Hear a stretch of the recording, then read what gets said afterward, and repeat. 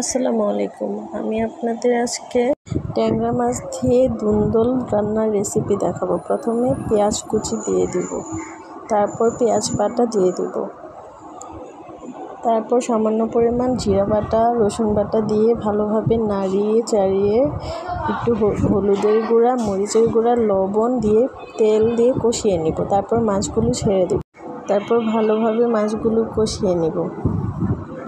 আস্তে আস্তে আঁচ দিয়ে ভালোভাবে নাড়িয়ে চাড়িয়ে কষিয়ে নিব। তারপর একটু পানি দিয়ে হালকা আরেকটু কষিয়ে নেব। কষানো হয়ে গেলে দুন্দলগুলো ছেড়ে দেব। দুন্দল দিয়ে আরেকটু ভালোভাবে কষিয়ে নেব। কষানোর পর হালকা একটু পানি দিয়ে দেব।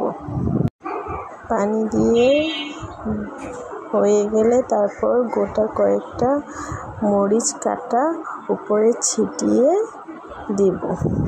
এই হয়ে গেল আমার ট্যাংরা মাছ দিয়ে দুন্দলের ঝোল। দয়া করে আমার চ্যানেলটি সাবস্ক্রাইব করুন প্লিজ।